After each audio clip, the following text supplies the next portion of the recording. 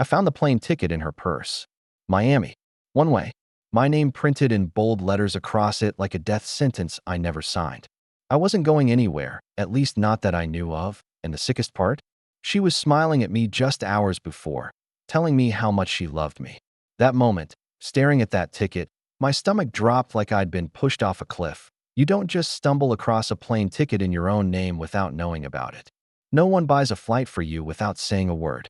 Not your boss, not your family, and especially not your wife. Something was wrong. Something dark. Before I go any deeper, let me say this. If you like stories where liars get caught and cheaters get burned, make sure you subscribe so you don't miss the next time someone thinks they can play me. Because trust me, this is only the beginning. Back to the ticket. I put it back exactly where I found it, careful not to leave a trace. She'd know if I confronted her right away, and if I learned anything from being married to a woman like her, it was that she was always 10 steps ahead when it came to lying. No, I had to play this smart. So I zipped the purse closed, forced a smile, and carried on like nothing happened.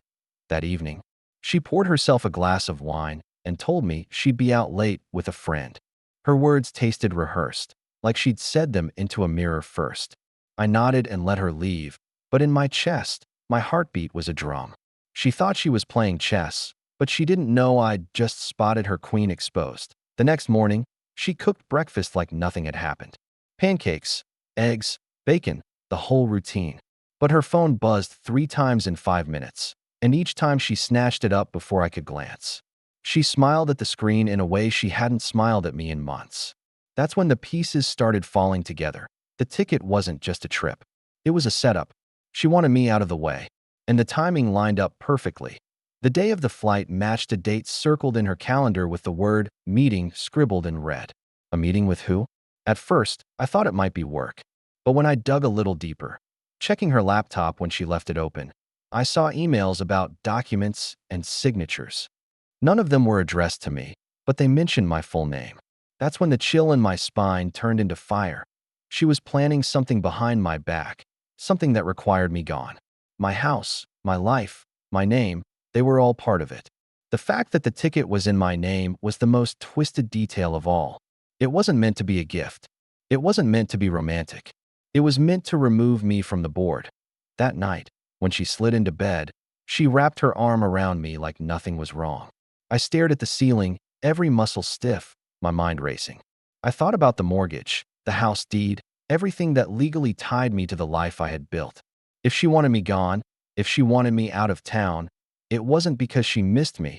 It was because she needed my signature. And that's when it hit me. She wasn't just cheating on me. She was trying to erase me.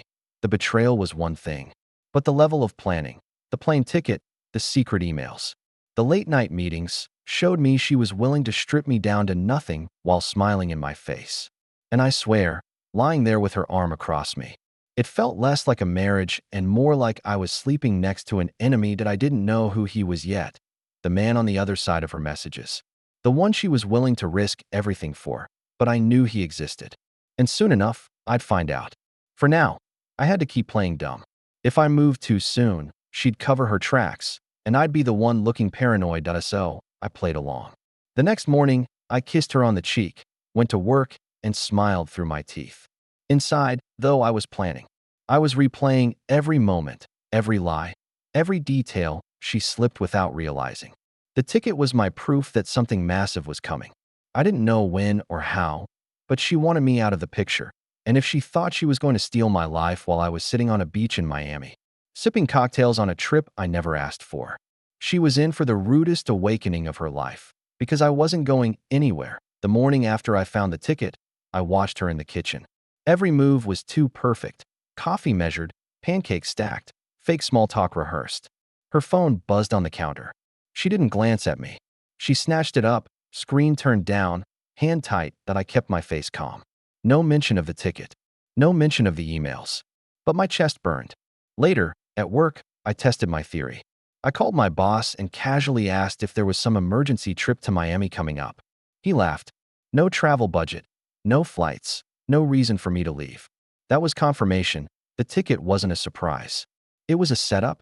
That night, she claimed she was meeting her friend Hannah. Easy lie. Hannah's the kind of person who overshares everything. usually sending photos when they're out. So I texted her. Tell her I said hi. Hours later, Hannah replied with confusion. What's up? No dinner. No friend. My wife came home smelling like polished wood and floral air freshener. The scent of hotel lobbies that a few days later, she rolled her yoga bag to the car, saying she had a new class across town. I asked for the name of the studio. She muttered something with balance in it and left. That same day, I found a receipt in the trash, 2 sparkling waters and a cheese plate from a boutique hotel. The timestamp matched her class. The signs piled up. She changed her phone passcode right in front of me. Calls came in labeled unknown. One slipped through before she grabbed it, saved under the name Tutor. It lasted 2 minutes. She hung up, paced the living room, then acted like nothing happened on Sunday. She pushed me to go golfing with a coworker. She even offered to book the tea time. Strange. She hated golf. Why was she suddenly pushing me out of the house? Her calendar gave me the answer. The date circled in red, the one that matched my flight, had a new pencil note. Meeting moved earlier. Pencil. As if she could erase it. That night in bed, she asked if I was excited for my Miami project. I lied. I told her I was waiting for more details. She smiled, said she'd help me pack. Her hand slid across my chest, but all I felt was emptiness. Lying there, I understood one thing. Tutor wasn't teaching her math. He was teaching her how to erase me. Clean, quiet, and final. And if she thought I'd board that plane while she rewrote my life, she had no idea the lessons I was already learning, that I'd convinced myself the ticket was about more than just an affair. And then I found proof. She kept a small leather notebook in her nightstand, one she thought was private. I'd never touched it before. But one morning, when she showered, I opened it. Inside were scribbles, dates, names, arrows connecting things. And right there, in shaky ink, was a note that made my blood run cold. Notary meeting, transfer papers. My name was written right beside it. I slammed the drawer shut before the water turned off. My chest was tight, my hands shaking. A notary. Property transfers. That wasn't about love. That was about my house. Our house. The place I built with my own hands. Brick by brick, dollar by dollar. That night, she sat across from me on the couch, scrolling her phone, acting like nothing was wrong. I studied her face. How could she be planning to steal my life while sitting under the same roof, wrapped in a blanket we picked out together? The next morning, I took a quiet step of my own. I called a lawyer. Not for divorce, not yet. For information. I told him, hypothetically, what would happen if someone tried to use my name, my signature, to transfer property without my consent. He chuckled darkly. It happens more than you'd think, he said. But it only works if you don't see it coming. If you do, you can block it before they even start. That was the moment I decided. She was plotting, but I was going to outplot her. I went to the bank during my lunch break and opened a safe deposit box. I copied the deed to our house, tucked it away, and kept the original locked up. If she wanted to play paperwork games, she was going to run straight into a wall. When I got home, I pretended to nap on the couch. She thought I was asleep when she whispered into the phone in the kitchen. I caught fragments. Yes. While he's gone, it'll be smooth.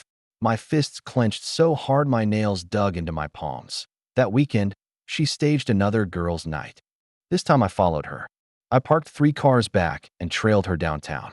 She pulled into an office building, not a restaurant. My heart hammered as I saw her step out of the car in heels and a blazer, carrying a folder. She disappeared inside. 10 minutes later, another car arrived. A man got out. Tall, slick, with a briefcase. Not some random fling. This was business that I didn't confront them. Not yet. I stayed in the shadows, watching. He held the door for her, his hand grazing her back like they'd rehearsed it 100 times. They laughed too easily. Not lovers exactly. More like partners in crime. When she came home later, I was already in bed. She kissed my forehead, whispered good night, and slipped under the covers. My jaw tightened, but I didn't move. Let her think she was winning. The next day, I left a message for the county registrar. I told them, under no circumstance should any documents regarding my property be signed or notarized without my direct presence. The clerk on the phone promised to flag my name. It was a small move, but it was mine. I also planted a tiny recorder in her car, tucked beneath the passenger seat. If she wanted to keep whispering in hotel lobbies and notary offices, I was going to hear every word. That night, While she laughed at some sitcom beside me, I wasn't listening. I was watching her reflection in the black screen of the TV. I saw the way her eyes darted when her phone lit up. I saw the smile she saved only for that secret world I wasn't supposed to see. That I didn't know how far she was willing to go, but I knew this. She was planning to erase me from the story of my own home. And I wasn't going to let her. She thought the plane ticket was her checkmate. She thought the notary would be her victory lap, but I was still on the board. And I was done playing defense. Why now? I knew one thing for certain. She wasn't just cheating. She was planning a full takeover of my life. The ticket, the notary, the late-night whispers. This was a scheme. And if I wanted to survive it, I needed more than anger. I needed a plan sharper than hers. The first step was information. I went back to my lawyer, this time face to face. I laid out the situation in careful, calm sentences. He didn't blink. If she tries to use your signature or claim a power of attorney without your consent, it won't hold. But you have to get ahead of it. Document everything. Build a record. The moment you show up with proof, the game ends. So that's what I did. I started building my record at an electronics store. I bought 2 small GPS trackers. One slipped under the lining of her car trunk, the other inside the pocket of her gym bag. If she wanted to keep saying yoga class, I wanted to see where yoga really took place. I also picked up a pen recorder, thin, sleek, looked like something you'd keep on your desk. That one went into my jacket pocket for any surprise encounters. The second step was protection. I took the deed copies from the bank and scanned them, sending digital versions to a secure folder only I could access. Then, I left an envelope with my lawyer labeled, "Open if anything happens." Inside, I explained the entire situation, the ticket, the notary notes, everything. If she thought she could corner me, she was going to learn I had traps of my own. The third step was patience. And patience is hard when you share a bed with someone who's plotting to erase you. That night, she slipped into bed humming, her hair still smelling faintly of that hotel lobby scent. I let her settle in before I turned off the light. My hand rested on the recorder in my pocket under the blanket. Just the weight of it calmed me. She thought she was the only one recording moves. She wasn't. The next day, the tracker gave me my first hit. She left for yoga at 6:30 p.m. 10 minutes later. I opened the tracking app. The blinking that didn't move toward any studio. It drove straight downtown and stopped at the very same building I'd followed her to before. I zoomed in on the map. The pin hovered over an office suite registered to a notary public that I sat in my car, watching the screen, imagining her walking into that office with her folder, her fake smile, her perfect rehearsed story. She probably thought she was clever, aligning the timing so that when I was on a plane, she could waltz in and sign my life away. What she didn't know was that I had already called that very office the day before, anonymously, warning them that someone might attempt to pass false papers under my name. The clerk promised extra checks, extra scrutiny. When she came home that night, she acted tired, claimed she'd sweated through a double class. I asked, casually, how it went. She gave me a half smile and said, "Balance Studio's great. You should try it." She'd invented a name out of thin air. I nodded and handed her a glass of water, pretending to believe every word. Inside, my chest tightened with satisfaction. Every lie she told was another thread I could pull later. The recorder in her car paid off 2 nights later. She didn't know it was there, so she spoke freely on her call. I sat at my desk with headphones on, listening. Her voice was low, cautious. Then a man's voice answered. Older, calm, confident. He said one sentence that froze me in place. "Once he's on the plane, we'll handle the transfer." My stomach turned. It wasn't just her. It was organized. He wasn't just some lover sneaking around. He was a partner, someone who knew exactly what papers needed to be moved and how to move them. I rewound the recording, listened again, then saved the file into my private folder. Proof. Real proof. That night, as she brushed her teeth, I studied her reflection in the bathroom mirror. She hummed some tune, oblivious. She didn't know her plan was no longer secret. She didn't know her tutor had just confirmed the conspiracy with his own voice. That I smiled at my own reflection, not hers. Because now it wasn't just survival. It was chess. And I was about to turn her whole board upside down. That I knew I couldn't stop her plan by screaming at her across the dinner table. She'd just twist the story, play the victim, and make me look like the paranoid husband. No, I needed her to believe she was winning. Only then could I flip the board to SO. When she casually brought up the Miami trip again, I didn't flinch. I smiled and said, "Yeah, I'll go. Just send me the details." The look in her eyes, relief mixed with excitement, told me everything. She thought her trap was ready to spring. That night, after she fell asleep, I opened my laptop and booked my own ticket. Same airline, same route, different day. I'd shadow her plan, ghosting just behind it. She would think I was flying away on her schedule while in reality, I'd still be right here, close enough to watch. The next morning, I started laying the groundwork for my alibi. I told coworkers I had a project that might send me out of town. I casually mentioned it to my neighbor, too, planting the seed. If anyone asked later, they'd say, he told us he was traveling. The best lies are built from half-truths. She seemed thrilled when I confirmed I was packing soon. She even offered to help fold shirts. Her hands lingered on the fabric, almost trembling. I could feel the rush she got from the lie, the satisfaction of pulling invisible strings. Little did she know, I was pulling my own. On Thursday, I staged a rehearsal. I rolled a suitcase into the hallway, left it by the door, and let her see me zip it closed. Her smile said more than words. She kissed me longer than usual, like she was already celebrating. That was my confirmation. The ticket wasn't just about getting rid of me for a vacation window. It was the linchpin of the entire scheme, but I wasn't flying. I had other plans. I rented a cheap motel room on the edge of town under a fake name, paid cash. That was my hideout, my airport. If she drove past our house and saw my car gone, she'd believe I was in Miami. From the motel, I had my laptop, my recorder, and the GPS tracker app lighting up with her every move. The night before my flight, she cooked my favorite dinner, steak, mashed potatoes, the works. She poured wine and toasted to new opportunities. Her eyes sparkled like she was in on a private joke. I clinked my glass against hers, swallowing the bitterness like it was part of the meal. The morning of the supposed trip, she woke me early, buzzing with fake affection. She helped load my suitcase into the car. She kissed me hard in the driveway, her hand lingering on my chest, whispering, "I'll miss you." I nodded, forced a smile, and drove off. She stood there waving, thinking I was on my way to the airport. Instead, I parked at the motel, tossed the suitcase on the floor, and opened my laptop. An hour later, my phone buzzed. The tracker showed her car leaving the driveway. Destination, downtown. The notary office again. I sat on the edge of the bed, staring at the screen, adrenaline humming in my veins. The timing lined up perfectly with the man's voice from the recorder. "Once he's on the plane, we'll handle the transfer." They thought I was already in the sky. My seatbelt clicked. My phone off, but I was right there, watching, waiting. That afternoon, I placed a call to the notary's office, this time under my real name. I confirmed once again that any attempt to sign under my name was fraudulent. The clerk assured me everything was flagged. But just to be safe, I set up a small camera hidden in the lining of my jacket. I wasn't going to stop them too early. I needed to catch them in the act. When she came home that night, she looked radiant, like she was glowing from victory. She threw her arms around me, laughing, "How's Miami?" I hugged her back, burying my face in her hair so she couldn't see my eyes. Inside, though, my mind was stone cold. Miami wasn't a vacation spot anymore. It was a trap she thought I'd walked into. But the truth?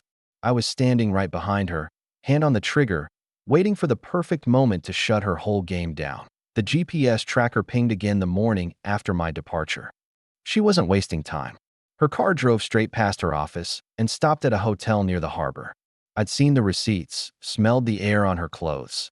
This was the place that I parked 2 blocks away and walked, hood up, keeping my head low. Inside the hotel lobby, the air was sharp with perfume and polished wood. I pretended to read a brochure while I watched her glide through the doors, her tote slung casually over her shoulder. She looked free, almost lighter without me in her way. Minutes later, he arrived. The man I'd heard on the recorder. Tutor. Only he wasn't a tutor. He was older, slick, suit tailored, shoes shining like mirrors. He carried a briefcase, not books.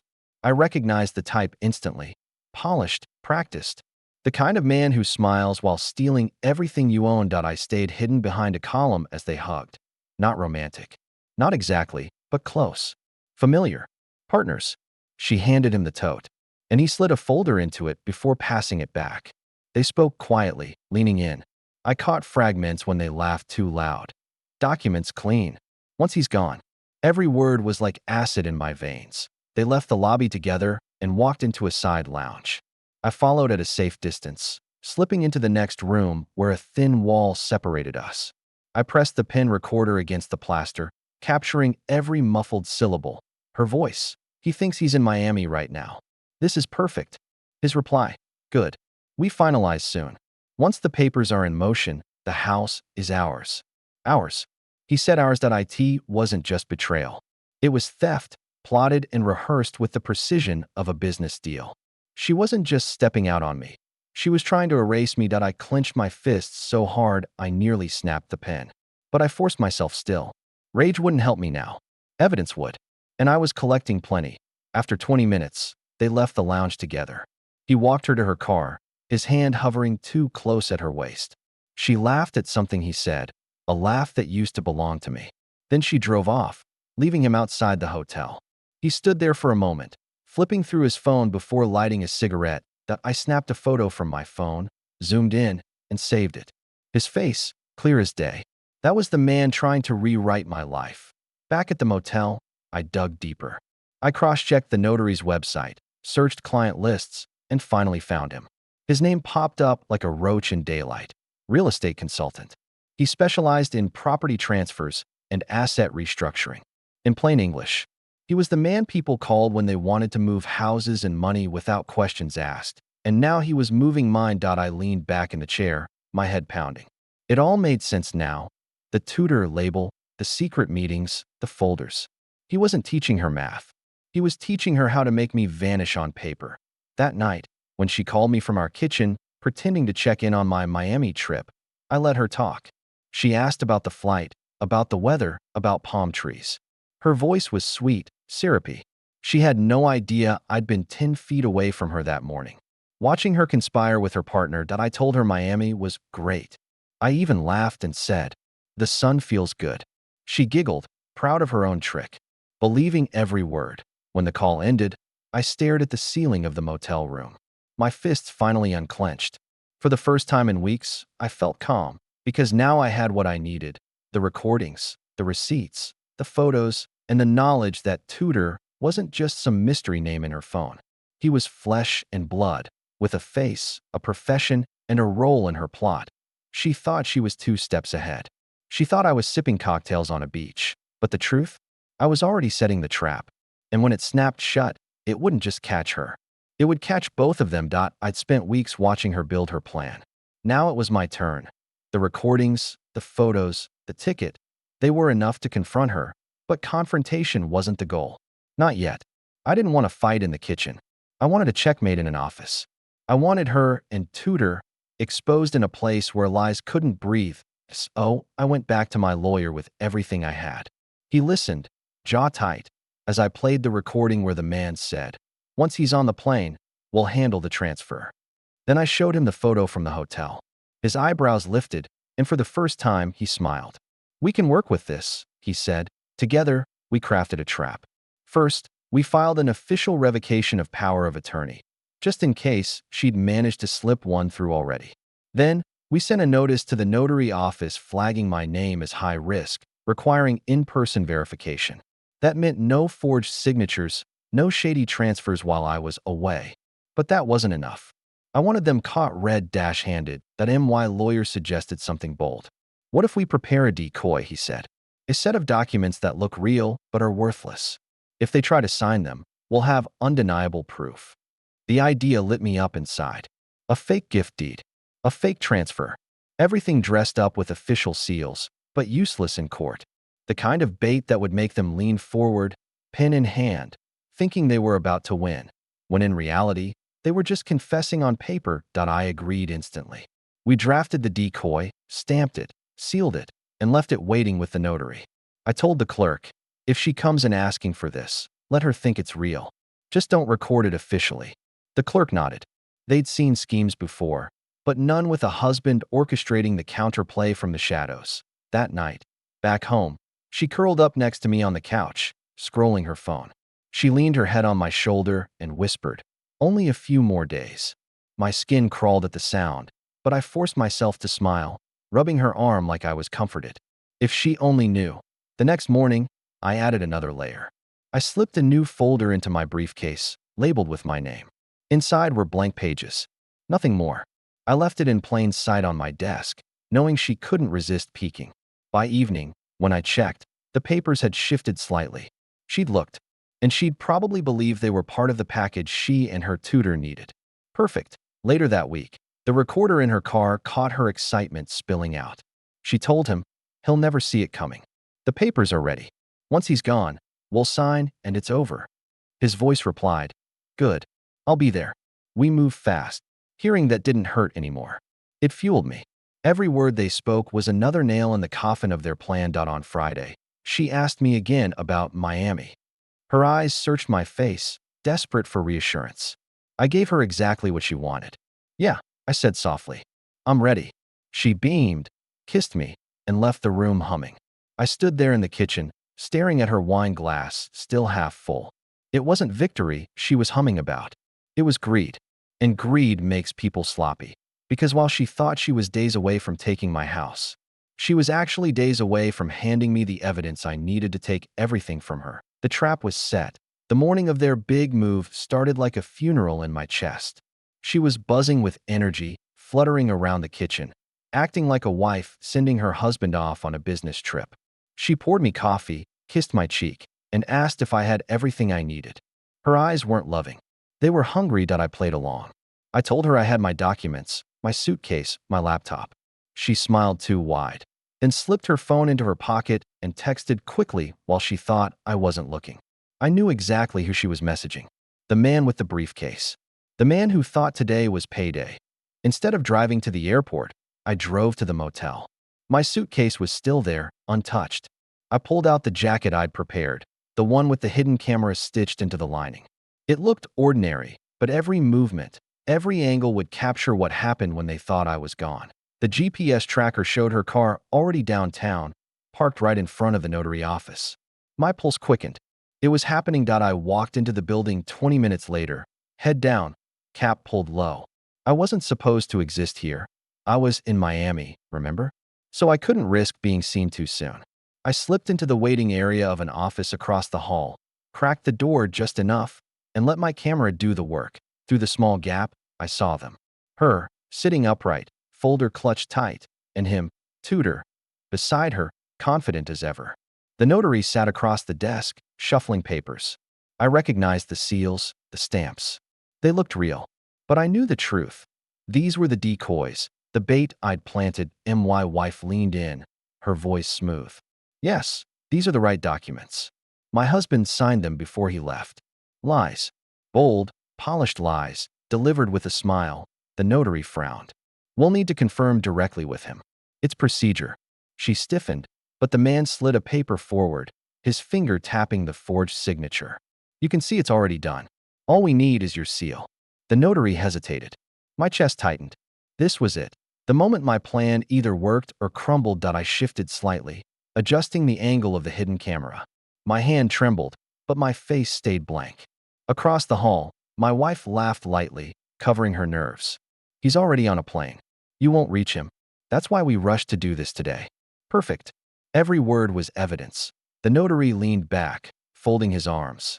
I was warned about this file, he said slowly. We'll need to verify. Tutor's jaw flexed, irritation flashing across his face. Verify what? Everything's in order. Don't make this harder than it has to be. The tension thickened. My wife glanced at him, then back at the notary, her smile cracking just slightly. She thought this was supposed to be simple, a rubber stamp moment. But it wasn't. The walls were starting to close in. I felt sweat on the back of my neck as I whispered into my phone, quietly activating the recorder app linked to my lawyer's server. Every second was being saved off-site now. Even if they discovered me, even if they grabbed the camera, it wouldn't matter. Their own words were already stored safely. Finally, the notary slid the papers back toward them. I can't proceed without direct confirmation from your husband. That's final. My wife's face hardened, just for a second, before she caught herself and smiled again. Of course. We'll reschedule. They stood, gathering the folders, whispering to each other as they walked out. Tutor's hand pressed against her back, guiding her quickly, like he didn't want to linger. I stayed frozen in the shadows until the door shut behind them. Only then did I breathe. My heart hammered so loudly, I thought the whole building could hear it. They thought they'd faced nothing more than a cautious notary. They didn't realize they'd just walked into a snare of their own making. Caught on camera, caught on audio, their scheme recorded in their own voices. As I walked back to my car, jacket heavy with hidden proof, I finally smiled. For the first time in weeks, the power had shifted. They thought today was their day to win. But in reality, it was the day they exposed themselves. The air in the motel room felt electric the next morning.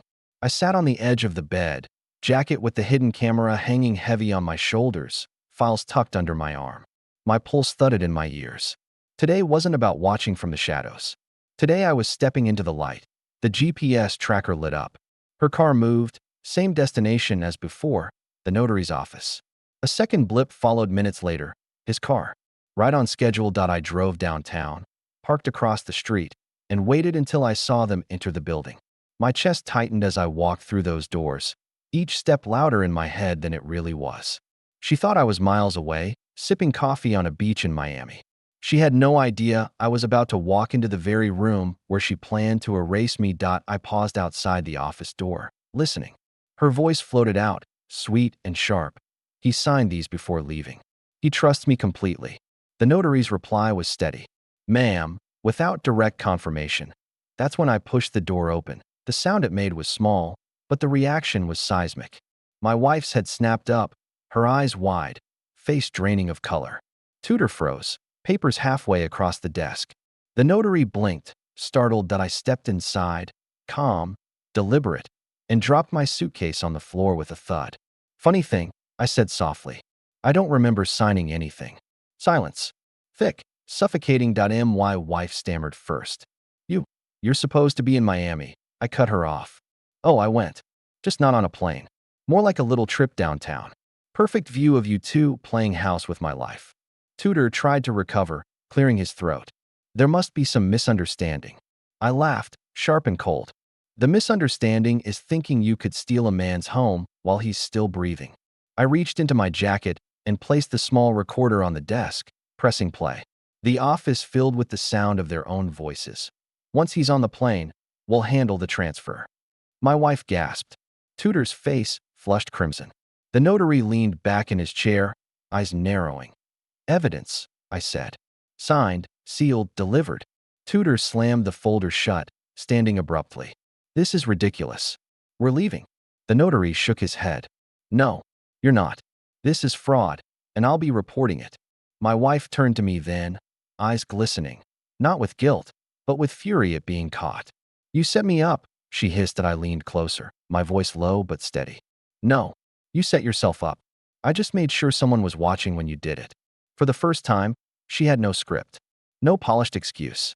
She stood there, trembling, while the man she thought would deliver her victory gathered his papers in silence. But I picked up the fake documents from the desk, holding them up.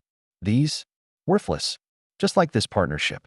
I let them fall back down with a slap. The notary's assistant appeared in the doorway, confusion on her face. I looked at her and said clearly, "Call security." My wife flinched, like the word itself was a blade. Tudor muttered something under his breath and stormed out, brushing past the assistant. My wife stayed frozen, trapped between me and the desk. I didn't move closer. I didn't need to. The recorder was still playing, her betrayal looping in her own voice. Finally, I turned to leave. At the doorway, I glanced back once. "Enjoy your Miami trip," I said quietly. "I'm done paying for it." And then I walked out, every step lighter than the one before. Behind me, the notary's voice was already on the phone, reporting attempted fraud. My wife's voice broke, high and frantic, trying to spin a new lie. But I didn't care anymore. The game was over. For the first time in weeks, I was free. Walking out of that office felt like shedding a skin I'd been trapped in for years. The weight, the lies, the poison, it all slid off me with every step. For the first time, she wasn't in control. And she knew it. That night, I didn't return home. I drove straight to my lawyer's office and handed him everything. The recordings, the photos, the ticket, the transcripts from the notary. He stacked the evidence neatly, then looked at me with a satisfied nod. "This is airtight," he said. "She doesn't have a leg to stand on." The divorce papers were filed within days. Clean, brutal, and undeniable. She tried to fight, of course, tears, threats, begging, but none of it mattered. Every courtroom she stepped into, her own words were waiting for her. The judge didn't need speeches. He just pressed play. In the end, I kept the house. She walked away with nothing but a suitcase and the man she thought would deliver her fortune. From what I heard later, even he bailed on her once the heat turned up. A partnership built on lies doesn't last long once the lies are exposed. At first, I expected to feel empty. Losing a wife, even one who betrayed you, is supposed to leave a hole. But what I felt was freedom. Quiet mornings, peaceful nights, no more fake smiles across the dinner table, no more perfume that smelled like somebody else's lobby. Just me, my house, and the silence I'd forgotten could feel so good that I put my energy where it belonged, into myself. I renovated the house, turned the guest room into an office, and finally launched the business I'd been dreaming about. It was hard work, but it was my work. Every dollar earned, every brick repaired, every piece of furniture moved. It all belonged to me, not to a lie. And slowly, life started to feel new again. Friends I'd neglected came back into my world. I traveled, on my own terms this time, no forged tickets involved. I laughed more. I slept better. I started to feel like myself again, maybe even better than before, because here's the truth. Sometimes losing someone who betrays you isn't a loss at all. It's a reset. I hate her? No. Hate takes energy I'd rather spend living. Do I pity her? Maybe a little. She traded a life for a scheme and ended up with nothing. That's not triumph. That's tragedy to me. I got my house. I got my freedom. And I got the kind of story you can only tell once you've crawled through the fire and made it out the other side. So here I am, standing in the ashes, building something new, stronger, cleaner, better, and maybe, just maybe, happier than I've ever been. That's my story. Now I want to hear from you. Did I do the right thing? What would you have done if you found a ticket with your name on it? A plan to erase you from your own life? If you enjoyed this story, don't forget to subscribe so you don't miss the next time someone thinks they can outsmart me. Hit that like button if you think justice was served, and drop a comment below. What would you have done in my place? Because trust me, I've got more stories. And the next one might just be wilder than this.